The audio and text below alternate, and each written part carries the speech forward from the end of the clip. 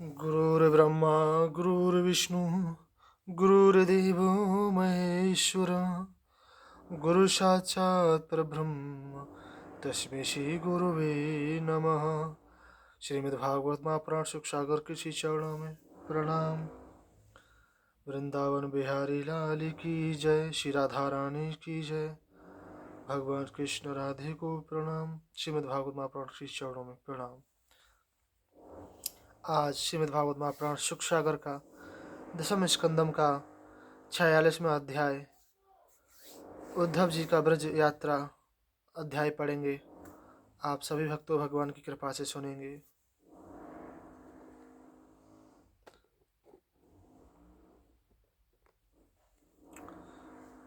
दोहा।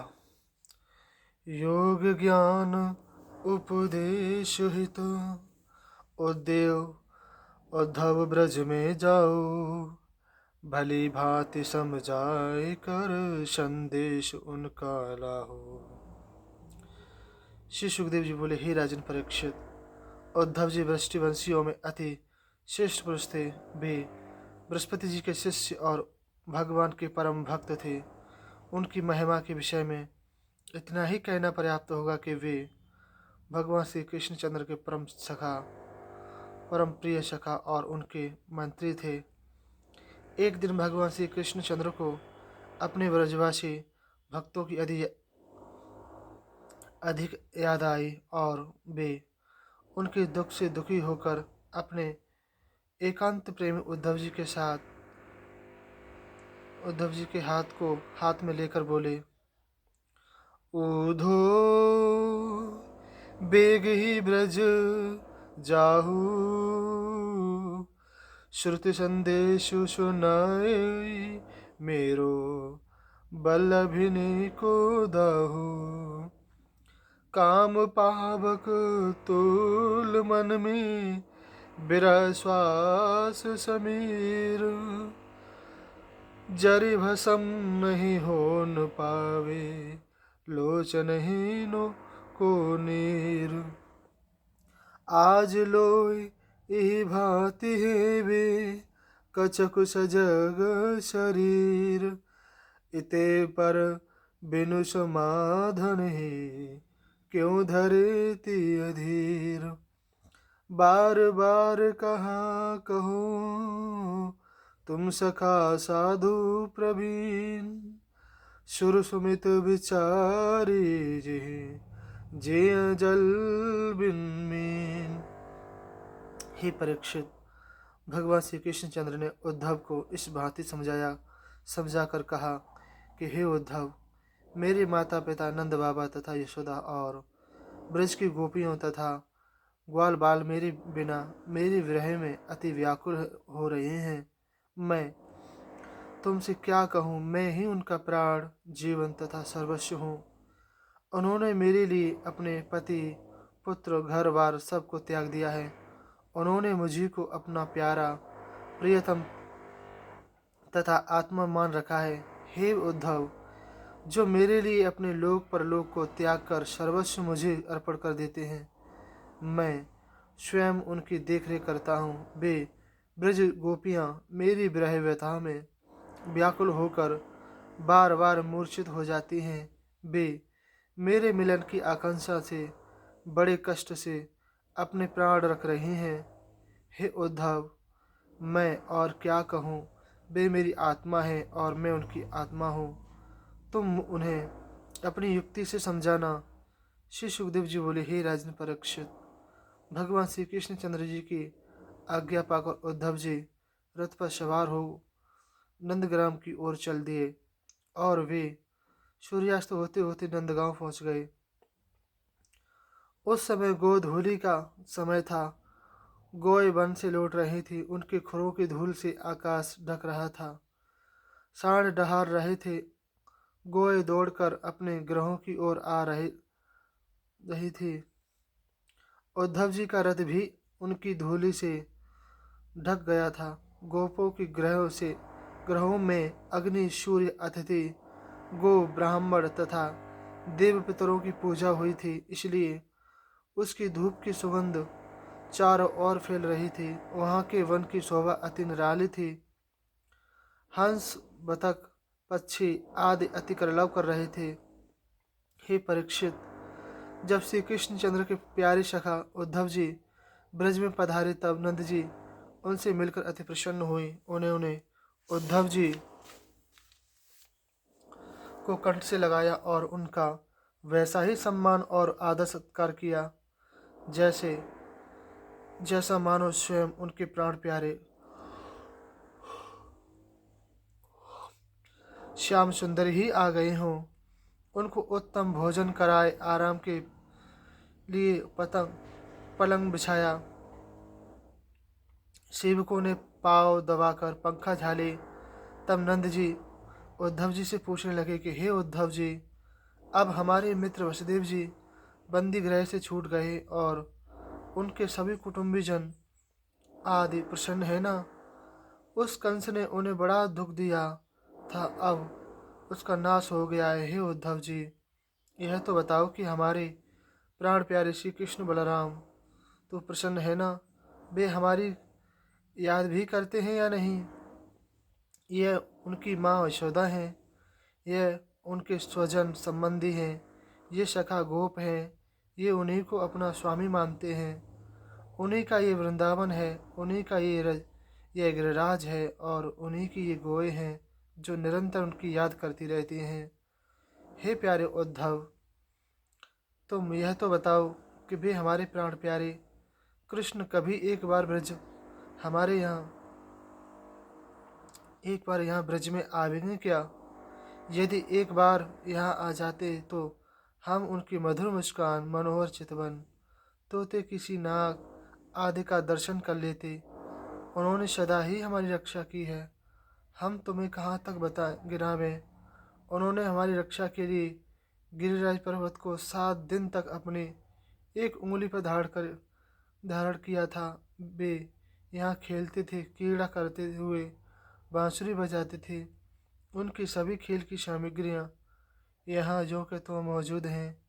उनको देख देख कर हमारा मन कभी उनकी याद नहीं भूलता है। मैं जानता हूँ कि वे आत्माराम तथा लक्ष्मीपति भगवान हैं। वे देवताओं का कार्य सिद्ध करने के लिए ही यहाँ पर आए हैं। वे किसी के भी नहीं हैं और सबके हैं। मुझे गर्गाचार्य जी ने तभी ये कह दिया था। उन्हीं के कहने के अनुसार उनके सभी कार्य मैंने जो कहते हूँ देखे। इतना कहते कहते नंद जी का कंठ भर आया और उनके नेत्रों से अश्रुओं की अभिराम धार बहने लगी और वे उनके प्रेमानंद में मग्न हो गए तथा गला रुदने के कारण चुप हो गए। यशोदा रानी भी नंद जी के निकट बैठी हुई उनकी ये सब लीलाएं सुन रही थी। उनके नेत्रों से आंसू और स्तनों से दूध बहता जाता था। उद्धव जी ने यह सब कुछ प्रत्यक्ष देखा और सुना कि उनका कितना अगाध अनुराग उनमें था। उद्धव जी बोले, हे नंद जी, इसमें संदेह नहीं कि भगवान श्री कृष्णचंद्र संपूर्ण चराचर जगत के स्वामी हैं। उनके प्रति तुम्हारा ऐसा वात्सल्य स्नेह अति सराहनीय है। भगवान श्री कृष्णचंद्र परम पुरुष हैं और बलराम जी प्रधान प्रकृति। ये दोनों ही संपूर्ण विश्व में प्रविष्ट होकर अपने शक्ति प्रदान करते हैं तथा शरीरधारियों को जीवन दान देते हैं। वे ही इस जगत के नियंता हैं। जिनका शुद्ध मन एक क्षण के लिए भी उनमें लग जाता है तो उनकी संपूर्ण कर्म वासना धुल जाती हैं, वह परम गति को प्राप्त होता है। वे पृथ्वी का भार उतारने को यहाँ वात्सल्य स्नेह हैं। फिर आप दोनों के लिए कोई भी आए हैं। उन भगवान श्री कृष्णचंद्र के लिए आप दोनों का अटूट वात्सल्य स्नेह है। फिर भी आप दोनों के लिए कोई भी शुभ कर्म शेष नहीं रहा है। वे भक्त वत्सल भगवान श्री कृष्णचंद्र कुछ ही दिनों में ब्रज में आवेंगे और अपनी माँ बाप व आप दोनों को आनंद प्रदान करेंगे। उन्होंने जो कहा कि मैं ब्रज में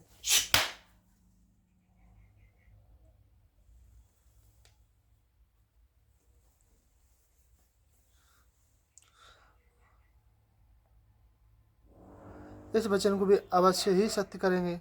अब आप लोग धैर्य धारण करें और उनसे मिलने के लिए इस शरीर और प्राणों को धारण रखें। वे श्री कृष्णचंद्र तक सदा आप ही के निकट रहते हैं। जिस प्रकार सदा काष्ठ में अग्नि व्याप्त रहती है, उनका न कोई प्रिय है और न कोई अप्रिय है।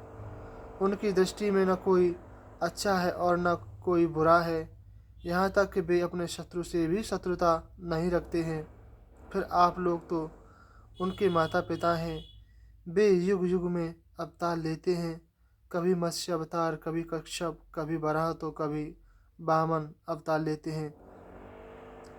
वे अपनी लीला विलास के लिए सत रज तम तीनों गुणों को स्वीकार करके जगत की सृष्टि, पालन तथा संहार करते हैं। उनकी लीला को कोई नहीं जान सकता। जीव अहंकार बस में तथा मेरेपन के कारण अपने को कर्ता मानकर अहम बुद्धि से अपनी उस आत्मा को भूल जाता है। हे नंद जी, वे केवल आप ही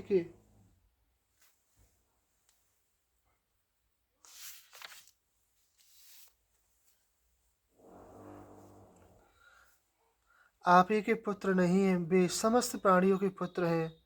पुत्र ही नहीं अपितु विश्व के माता पिता तथा स्वामी हैं। जितना भी है स्थावर, जंगम, भूत, भविष्य तथा वर्तमान दृष्टि आता है, यह सब वे ही हैं और वे ही पर ब्रह्म सत्य हैं। हे परम परीक्षित, नंद बाबा, सुधा रानी और उद्धव जी में इसी भांति बातें हो रही और सारी रात व्यतीत हो गई। जब कुछ रात शेष रही तब गोपियाँ उठी, दीपक जलाए और घरों को झाड़ना पोहारना करके दही मथने लगी और देवता आदि का पूजन अर्चन करने लगी। दही मथते समय कमल नयन भगवान श्री कृष्णचंद्र के मंगलमय चरित्रों का गायन करती जाती थी। जब सूर्योदय हुआ और उस सब ब्रजंगनाओं ने घरों से बाहर निकलकर यह देखा कि किसी का रथ नंद जी के द्वार पर खड़ा है और सुना कि ये भगवान श्री कृष्णचंद्र की प्यारी सखा उद्धव जी आए हैं, तब तरुणी गए सब बिखलाए, जब ही आए सुने ऊधो अतिथि गई सुराए। परी व्याकुल जहाँ जसुमती, गई तहाँ सब धाय। नीर नैनन बहत धारा, लही पोछ उठाए। एक भई अब चलो मार्ग, सखा पठयो श्याम। सुनो हरि कुशलात लाल्यो, महर्षो कहे बाम। जब हिलो रथ निकट आयो, तब हुते परतीत। वै मुकुट कुंडल पीतांबर, शूर प्रभु अगरीत। हे परीक्षित, उस काल गोपियां व्याकुल होकर परस्पर कहने लगी, यह रथ किसका है? कहीं वह क्रूर अक्रूर ही तो फिर नहीं आया है? वही हमारे प्यारे श्याम सुंदर को मथुरा ले गया था। क्या अब वह हमें लेने को आया है, जो अपने स्वामी कंस का पिंडदान करावेगा? इसी भांति ब्रज युवतियां परस्पर बातें कह रही थीं कि उसी समय उद्धव जी नित्य कर्म से निवृत्त होकर वहां पर आ पहुंचे। 47वां अध्याय, उद्धव तथा गोपियों की बातचीत। दोहा। देहु उलहना श्याम को, बोरे के मिसबाम। कहाँ काम ते यहाँ, भ्रमर रखा तू श्याम।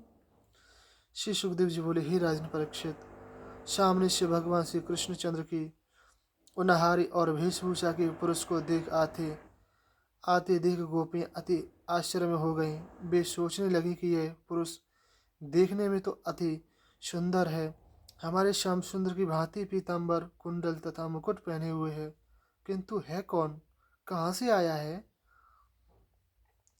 इसकी वेशभूषा सब श्री कृष्णचंद्र की भांति ही है। वे परिचय प्राप्ति के लिए अति उत्सुकता से उद्धव जी को चारों ओर से घेर कर खड़ी हो गई। जब उन्हें यह मालूम हुआ कि हमारे प्यारे श्री कृष्ण चंद्र की सखा उद्धव जी हैं और उनका संदेश लेकर आए हैं, तब वे मधुर वाणी और सलज चितवन श्री उद्धव जी का सत्कार करते हुए बोली,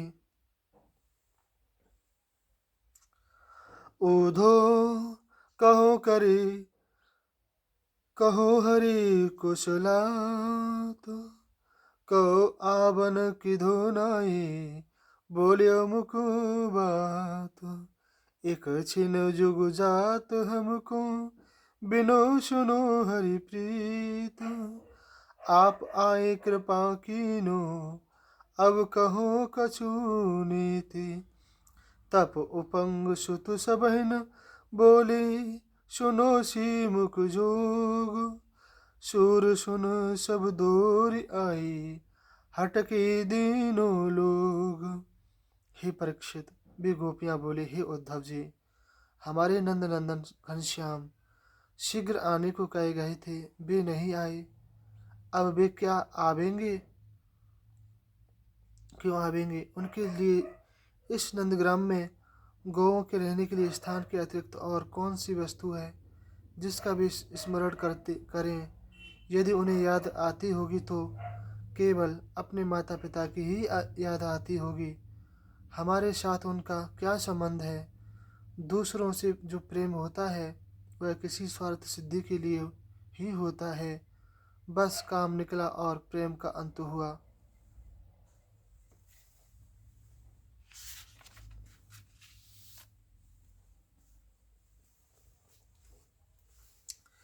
इस प्रकार भौरा का पुष्पों से स्वार्थ का प्रेम रस चूसने तक होता है, उसी भांति पुरुषों का प्रेम भी सर्वस्त्र स्वार्थ जनित प्रेम का ही बोलबाला है। वेश्या भी धन के लिए प्रेम करती हैं, धन की समाप्त होने पर उसे छोड़ देती हैं। विद्यापूर्ण होने पर शिष्य भी आचार्य को छोड़ देते हैं। दक्षिणा मिल जाने पर ब्राह्मण लोग चलते बनते हैं। वृक्ष के फल फूल झुक झुक जाने पर पक्षी भी वहाँ से उड़ जाते हैं। इसी भांति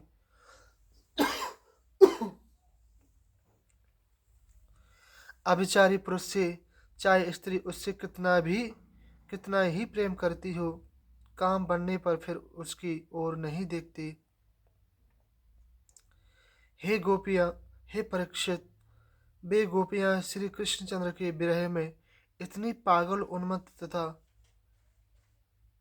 बेसुध हो गई थी। इस प्रकार भौरा का पुष्पों से स्वार्थ का प्रेम रस चूसने तक होता, उसी प्रकार भांति पुरुषों का प्रेम भी सर्वस्व स्वार्थ जनित प्रेम का ही बोलबाला होता है। हे परीक्षित, गोपियाँ श्री कृष्णचंद्र के विरह में इतनी पागल थी, उन्मत्त बेसुध हो रही थी कि वे न जाने उद्धव जी के सामने क्या क्या बात कह गई।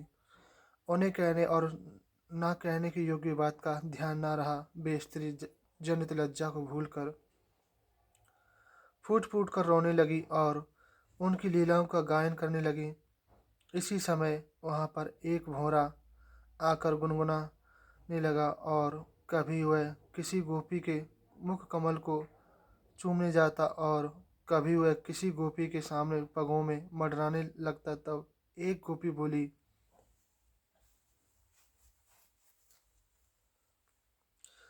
मधुपुसका तुम श्याम की, कार्य तन मन जैसे तुम्हारे, बेसे ही शोभा धाम के, प्रीत पराग लसी मुख सटपट, तैसे ही मुरली श्याम की। कपटी तुम काहे को शिगरे, जैसे ही भ्रात राम के, कपट प्रीत जोरन बेजाने, छीने मन ब्रजबाम के, मधुप सखा तुम श्याम के, कह छोड़े तुम निठुर कनाई, कहो सखा है शाम की। भोरी बनता सी गई मोरी, कारे नहीं कछु काम की। तुम कारे अपग सुत कारे, कारे तन घन श्याम की। क्यों पग परस बनावत हमको, कपटी कारे चाम के। मधुप सका तुम श्याम की।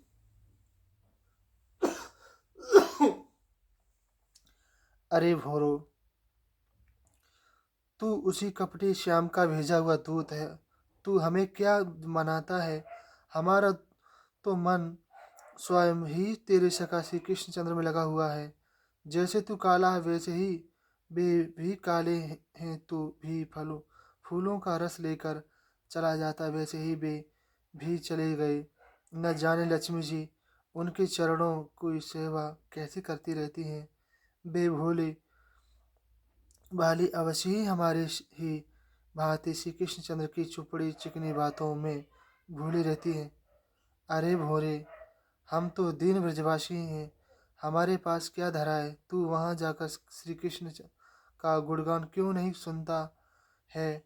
जहाँ पर नई नई नवेलियाँ मथुरा नगर में रहती हैं, उन्हीं को जाकर उनके गुणगानों के मुग्ध कर। हम तो उनके गुणों को भली भांति जानते हैं। तेरी कपट की चाल अब हम पर ना चलेगी। वे नई नई मधुपुरी की सखियाँ जो श्री कृष्णचंद्र के लिए, तेरी चापलूसी के लिए लीलाओं को कम जानती हैं, वे उनसे प्रेम करेंगी और तुझे प्रसन्न करने के लिए, तेरी चापलूसी के लिए मुँह मांगा पुरस्कार तुझे देंगी। अरे भ्रमर, तू ऐसा क्यों कह रहा है कि वे तुम्हारे लिए छटपटा रहे हैं? किंतु हे भोरे, इस त्रिलोकी में ऐसी कोई भी स्त्री नहीं जो उनके बुलाने पर न जावे। स्वयं लक्ष्मी जी ही उनकी सेवा करती रहती हैं, फिर हमारी क्या गिनती। किंतु तू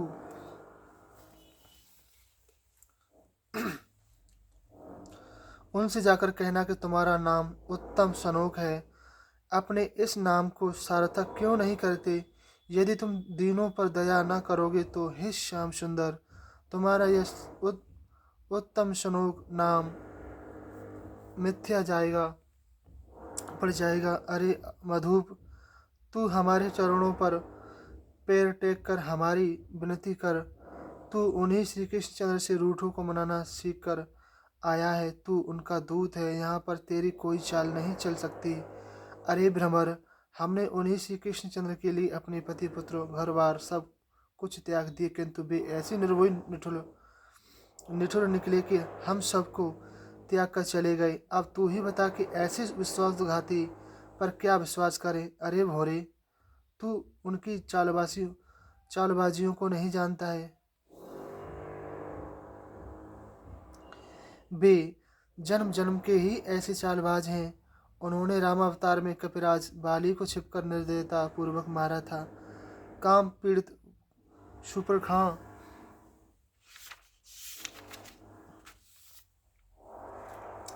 के नाक कान काट लिए थे। उन्होंने बलि राजा के द्वारा सम्मान पाने पर भी उनको बांध लिया था। उनका जिसका खाया उसी में छेद किया। हम ऐसे कालों की मित्रता से बाज आए, किंतु तुम यह कहोगे कि फिर तुम उनके गुणगान क्यों गाती रहती हो? तो हे भ्रमर, हम तुमसे सत्य सत्य कहती हैं कि एक बार जिनको उनके अधरामत का चस्का लग गया है, फिर वह उन्हें मारने पर भी नहीं छोड़ सकता।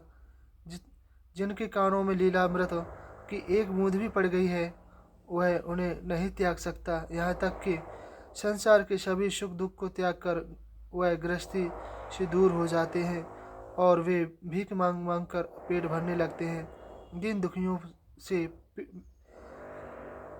मिट जाते हैं, फिर भी उनकी लीलाओं कथाओं को नहीं छोड़ते। कैसे छोड़े? उसका चस्का ही ऐसा अनूठा है। वही दशा हमारी हो रही है। बस तू अब उनके विषय में अधिक कुछ न मत कह। अब तू यहाँ से चला जा। यदि तुझे कुछ कहना ही है तो अन्य कोई बात कहे। तब वह भौरा उड़कर दूसरी गोपी के पास पहुंच गया और वह फिर लिपटकर पहले के पास ही आ गया। तब वह गोपी फिर बोली, अरे प्यारे प्रीतम की सखा, तुम फिर लौटकर मेरे पास आए हो। अवश्य ही तुम्हें उन्होंने हमारे मनाने के लिए ही भेजा है। तुम हमारे प्रियतम के प्यारे की सखा हो, इसलिए हमारे भी प्यारे हो। कहो तुम्हारी क्या इच्छा है, तुम जो मांगोगे वही हम देंगे। अच्छा तुम यह ठीक ठीक बताओ कि क्या हमें तुम वहाँ ले चलने को आए हो? किंतु अरे भोरो भोरे, हम तो उनके पास पहले ही जा चुके हैं। अब तुम हमें वहाँ ले जाकर क्या करोगे? हमारे शरीर ही तो यहाँ पड़े हैं, मन तो सदा हमारा उन्हीं के साथ रहता है। अरे प्यारे दूत, यह बताओ कि हमारे श्याम सुंदर गुरुकुल से लौट कर मथुरापुरी में आनंद से तो रह रहे हैं ना? जब कभी भी नंद बाबा, यशोदा रानी, ग्वाल बाल तथा हम दासियों को भी याद करते हैं। और हम हमें यह भी बताओ कि अपने नगर से सुगंधित दिव्य हाथ हमारे शरीरों पर कब रखेंगे? क्या हमें जीवन में फिर भी यह शुभ अवसर प्राप्त होगा? श्री सुखदेव बोले, हे राजन परीक्षित, उस भौरे के मानंद ब्रिज की गोपियां भगवान श्री कृष्णचंद्र के लिए अत्यंत दुखी होकर तड़प रही थी। उनकी बातें सुन सुनकर उद्धव उनके प्रेम का अनुमान न लगा सके। तब वे भगवान श्री कृष्णचंद्र का संदेश सुनाते हुए इस प्रकार बोले, हे गोपियों, तुम धन्य हो, तुम्हारा जीवन धन्य है और यह ब्रज धन्य है। पहले तो भगवान श्री कृष्णचंद्र के प्रति प्रेम होना ही अति कठिन है।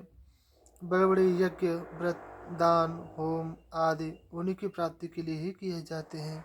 किंतु यह बड़ी सौभाग्य की बात है कि तुम लोगों ने बिना कुछ यह सब किए अनायास ही उनसे वह प्रेम संबंध स्थापित कर लिया है जो सर्वोत्तम प्रेम भक्ति का एक आदर्श है, जिसको बड़े बड़े योगी जन, ऋषि महर्षि भी प्राप्त नहीं कर सकते।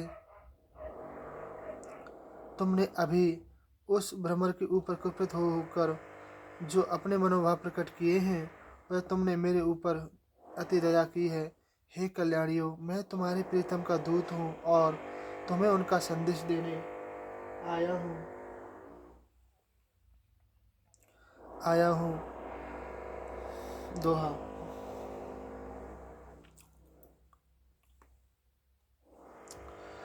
सुनो गोपी हरि संदेश, करी समाधि अंतर्गति, ध्याबहु यह उनको उपदेश। बे अवगत अविनाशी पूरन, सब घट रहे समाय। तत्व ज्ञान बिन मुक्ति नहीं है, वेद पुराण न गाय। सगुण रूप तजिन गुरुनु, ध्याबहु एक चित एक मन लाय। वह उपाय कर बिरह तजो तुम, मिले ब्रह्म तब आय। दुख संदेश दुसय संदेश सुनत माधो क्यों, गोपी जन बिलखानी। शूर बिरह की कौन चलावे, मूढ़त मनु बिनु पानी।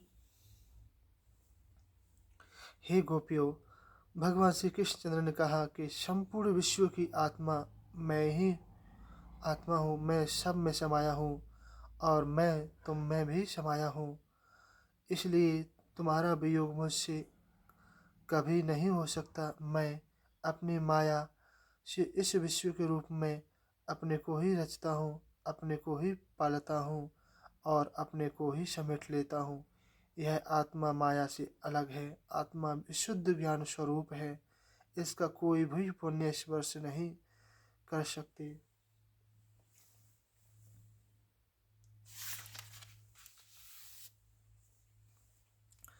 किंतु माया की तीन अवस्थाएं हैं, सुषुप्ति, स्वप्न तथा जागृत। इन तीनों वृत्तियों के द्वारा वह अखंड तेजोमय आत्मा कभी राजस, कभी तामस, कभी सात्विक प्रकृति में बदलता रहता है। यह माया की सृष्टि मिथ्या है, इसलिए सदा अपने मन तथा इंद्रियों को वश में करके इस जगत के सुपनवत विषयों को त्याग कर मेरा साक्षात्कार करो। जिस प्रकार नदियाँ घूम घूम कर एक अथाह समुद्र में गिरती हैं, उसी भांति ज्ञानी पुरुषों द्वारा वेदाध्ययन, योगा साधन, आत्मज्ञान, तपस्या आदि सभी कर्म मेरे में ही ऐसे ही मिलने के लिए होते हैं और वे भिन्न भिन्न मार्गों से मेरे निकट पहुंच जाते हैं। हे प्यारी गोपियों, यह बिल्कुल सत्य है कि मैं तुम्हारे प्यारा हूँ, तुम्हारा प्यारा हूँ, इस जीवन सर्वस्व हूँ, किंतु मैं तुमसे इसलिए दूर रहता हूँ कि तुम सदा मेरा ध्यान करती रहो। अपने प्यारे से दूर रहकर ही उसकी प्रीति अधिक बढ़ती है, उतना प्यारे निकट रहने से ऐसा नहीं होता। जब तुम्हारी संपूर्ण वृत्तियाँ और पूरा मन मुझ में लीन हो जाएगा, तब तुम मुझे सदा के लिए प्राप्त कर लोगी। फिर तुम्हारा वियोग मुझसे कभी न होगा। मैं तुम्हें अवश्य मिलूंगा, तुम निराश ना हो। श्री सुखदेव बोले, हे राजन परीक्षित, अपने प्रीतम श्री कृष्ण चंद्र का यह सुखद संदेश सुनकर गोपियों को अति आनंद हुआ। वे उनके प्रेमानंद में मग्न हो गए और फिर उद्धव से बोले, ओधो जोग शिकावन आए, जोगी भस्म उघारी मुद्रा, बेब्रजनाथ पठाए, जो पेग जो लिख्यो जो गोपिन को, कतरस राशि खिलाए, तब ही क्यों न ज्ञान उपदेश्यो, अधर सुधारस प्यारे, मुरली शब्द सुनत बन गबनी, सुतपति ग्रह विसराए, सूरदास संग छाड़े शाम को, हिय में भय पछताए। दूसरी सखी बोली, निगुण कौन देश को वासी, उद्धव कहे समुझाए, सोय दे भूजत साच न हासी, को है जनक कौन है जननी, कौन नारी को दासी, कैसे वर्ण भेष है कैसो, के ही रस में अभिलाषी, पावेगी पुन कियो आपनो, जोरे करे गो गासी, सुनत मोन है रख्यो बाबरो, सूर सभे मत नासी।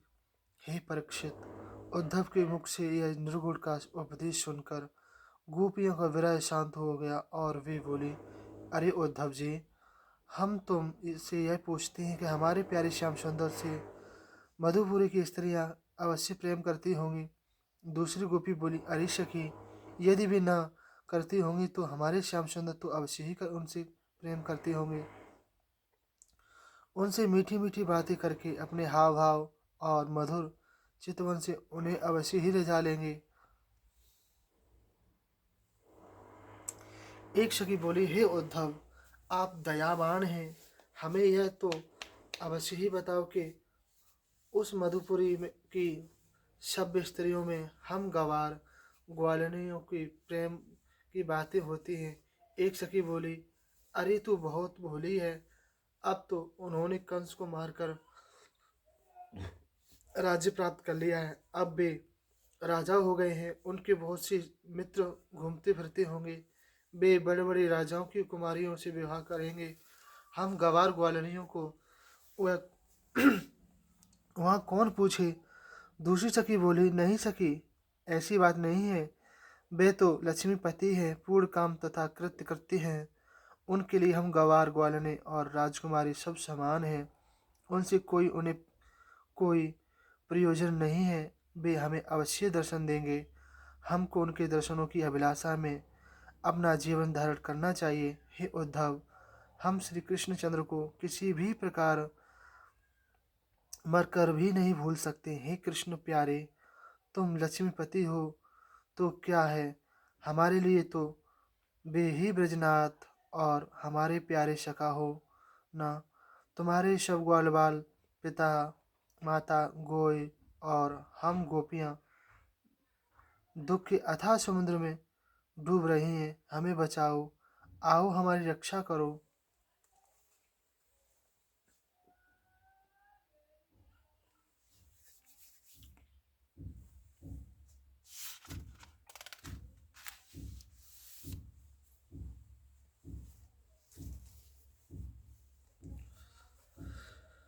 श्री सुखदेव बोले, हे राजन परीक्षित, इसी भांति जितने दिन तक उद्धव जी गोकुल में रहे, गोपियां भगवान श्री कृष्ण चंद्र की लीलाओं का गायन करके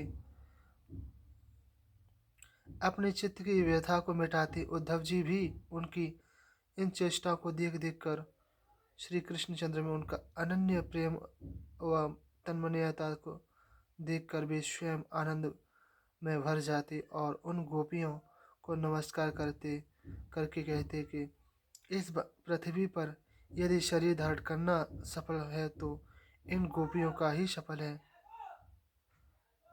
उन्होंने अपने उस प्रेम का आदर्श संसार के सामने रखा है जो मुमुक्षु जनों तथा बड़े बड़े मुनियों योगियों के भी लिए भी दुर्लभ है। न उन्होंने वेद पढ़े, न उनके संस्कार हुए, न उन्होंने कोई यज्ञ योगादि किए, किंतु फिर भी उन्होंने भगवान के प्रति वह अगाध प्रेम प्राप्त किया है जो महाकल्पों को तक बार बार जन्म लेने पर ब्रह्मा भी प्राप्त नहीं कर सकते। चराचर की दृष्टि से भी इनका प्रेम भगवान श्री कृष्ण के प्रति ज्वार भाव से है, किंतु हे तो भगवान के प्रति सच्चा प्रेम अनजाने अमृत भी पी लेने पर भी पी लेने वाला अमर हो जाता है। उसी भांति ये गोपियाँ भगवान के प्रति प्रेम भक्ति होने के कारण अमर हो गई हैं। जिन भगवान के चरण रज की प्राप्ति के लिए लक्ष्मी जी तरसती रहती हैं, वही उन्होंने प्राप्ति की है। मैं चाहता हूँ कि इस ब्रज का छोटा सा पौधा कोई लता बन जाऊं या कोई तिनका ही बन जाऊं, जिससे इनके चरणों की रज उड़ उड़ कर मेरे मस्तक पर पड़ती रहे। मैं उस चरण रज में लोट पोट कर पवित्र बन जाऊंगा। जिन चरणों को ब्रह्मा शंकर तथा लक्ष्मी जी निरंतर अपने ध्यान हृदय में ध्यान करते रहते हैं, वे ही चरण इन गोपियों ने अपने बक्ष स्थल पर रखकर उनका आलिंगन किया है। श्री सुखदेव जी बोले, हे राजन परीक्षित, उद्धव जी महीनों तक ब्रज में रहे और भगवान श्री कृष्ण चंद्र की लीला स्थानों पर जाकर उनके दर्शन किए, ग्वाल बालों के साथ कीर्तन और उनके यशोगान किए। तब नंद आदि से विदा होकर उद्धव जी मथुरापुरी लौट आए और वहां पहुंचकर उन्होंने ब्रजवासियों की प्रेममयी भक्ति और उनके दुखों को ज्यों का त्यों सुनाई। नंद बाबा और यशोदा रानी द्वारा दी गई भेंट की सामग्री वसुदेव, उग्रसेन, बलराम तथा श्री कृष्ण जी को भेंट कर दी।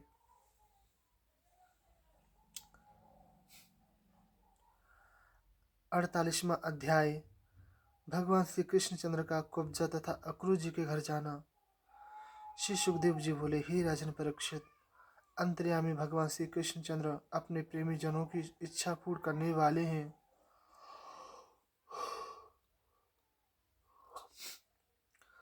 जब उद्धव जी ब्रज से लौट आए तब उन्हें कुब्जा को वर देने वाली बात याद आई।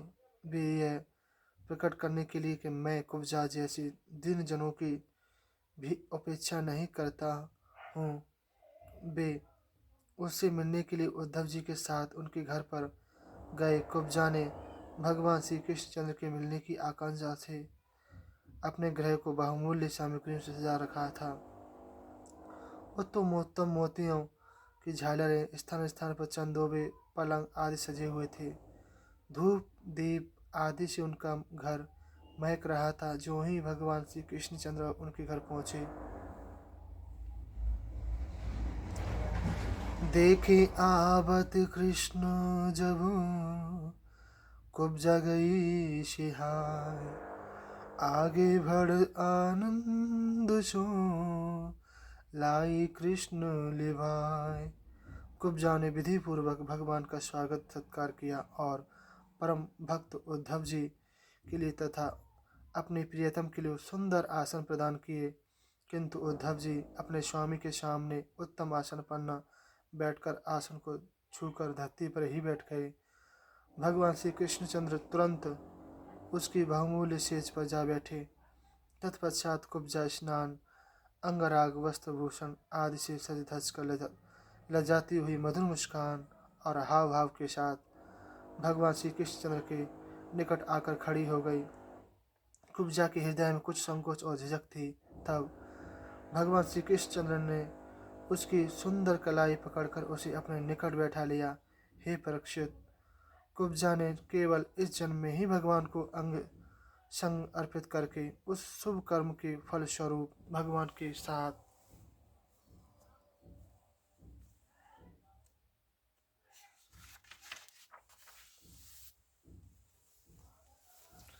क्रीड़ा करने का अवसर प्राप्त कर लिया। कुब्जी ने भगवान श्री कृष्णचंद्र जी के चरण कमलों को अपने हृदय, अपने वक्षस्थल और नेत्रों पर रखकर अपने हृदय की सारी काम अग्नि आदि व्याधि को शांत किया। भगवान श्री कृष्णचंद्र के आलिंगन मात्र से ही उसके चित्त काल की काम पीड़ा शांत हो गई। उसने केवल मोक्ष के अधीश्वर सर्वशक्तिमान भगवान की प्राप्ति के लिए, किंतु उस दुर्भागिनी ने ब्रजगोपियों की भांति सेवा न मांगकर यही वर मांगा, हे प्रीतम, आप कुछ काल तक यहीं रहकर मेरे साथ क्रीड़ा करते रहें, क्योंकि हे श्याम सुंदर, मैं आपका साथ नहीं छोड़ सकती। हे परीक्षित, वरदाताओं में श्रेष्ठ भगवान श्री कृष्णचंद्र उसे ऐसा ही वर देकर वहां से उद्धव जी के साथ चले आए। वह बड़ी दुर्बुद्धि थी। उसने अनंत सुख न मांगकर तुच्छ नासवान सुख मांगा। तत्पश्चात भगवान श्री कृष्णचंद्र बलराम जी और उद्धव जी को साथ लेकर अक्रू जी के घर गए। जब अक्रू जी ने वीर शिरोमणि भगवान श्री कृष्णचंद्र और बलराम जी को अपने यहाँ पधारते देखा, तब वे आनंद के उद्वेग से भर गए और आगे बढ़कर उनका अभिनंदन करके उन्हें आलिंगन किया। अक्रूर जी ने श्री कृष्ण और बलराम जी को नमस्कार किया और उद्धव जी के साथ उन दोनों ने भी उन्हें प्रणाम किया। अक्रूर जी ने उत्तम आसन प्रदान करके उनकी विधिवत पूजा की। उन्होंने भगवान के चरण धोकर चरणामृत पान किया और फिर दिव्य माला, गंध, आभूषणों आदि से उनकी पूजा की। उनके चरण अपनी गोद में रखकर उन्हें दबाने लगी और नम्रतापूर्वक मधुर वाणी से बोले, हे प्रभु, यह बड़े आनंद का विषय है कि आपने कंस आदि दुष्टों का संहार करके हम यदुवंशियों का महान हित किया है। आप ही विश्व के रचने वाले आदि कारण हैं। मैं आपको नमस्कार करता हूँ। पृथ्वी का भार उतारने के लिए ही आप ही ने वासुदेव जी के यहाँ जन्म लिया है। आज मेरा ग्रह पवित्र हो गया। मेरे सौभाग्य की सीमा ही नहीं रही है। मैं आपकी क्या सेवा करूं?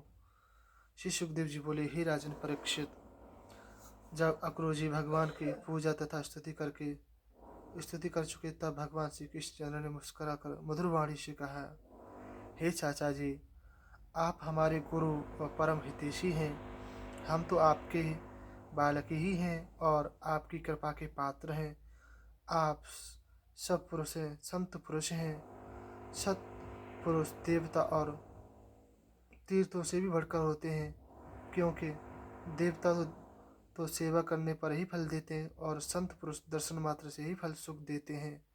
अतः मेरा विचार है कि आप हस्तिनापुर जाकर हमारे स्वजन बुआ कुंती के पुत्रों की कुशल मंगल लेकर आवें। हमें यह मालूम हुआ कि राजा पांडु का देवावसान हो गया है और धृतराष्ट्र उन पांडु पुत्रों को अति दुख देता है। उसका पुत्र दुर्योधन अति दुष्ट है। वह उस दुर्योधन के ही वश में रहता है और उन पांडवों के साथ अपने पुत्रों जैसा व्यवहार नहीं करता। इसलिए आप वहां जाकर उनकी जैसी बुरी भली स्थिति हो उसे देखकर आवें और फिर वही उपाय करूँगा जिससे उन्हें सुख मिले। इतना कहकर भगवान श्री कृष्णचंद्र बलराम तथा उद्धव जी के साथ अपने घर चले गए। 49वां अध्याय अक्रूर जी का स्तना गमन जी कल पढ़ेंगे भगवान की इच्छा से। आप सभी भक्तों को प्रणाम। भगवान भागवत भगवान से प्रार्थना है हम सब जीवात्मा पर यूं कृपा बनाए रखें और हम सब आपके आशीर्वाद से आपकी भक्ति करते हुए आपकी लीला में मस्त रहें, आनंद में खोए रहें। बस यूं ही कृपा बना रखें। हे बाकी बिहारी, हे राधा रानी, हम तो आप ही की जीवात्मा हैं, आप ही के बालक हैं। ये सृष्टि आप ही की है, हम भी आप ही के हैं। बस यूं ही आप कृपा बनाए रखें। आपकी भक्ति में आनंद में झूमते रहें, आपकी भक्ति करते हुए। राधे राधे राधे राधे।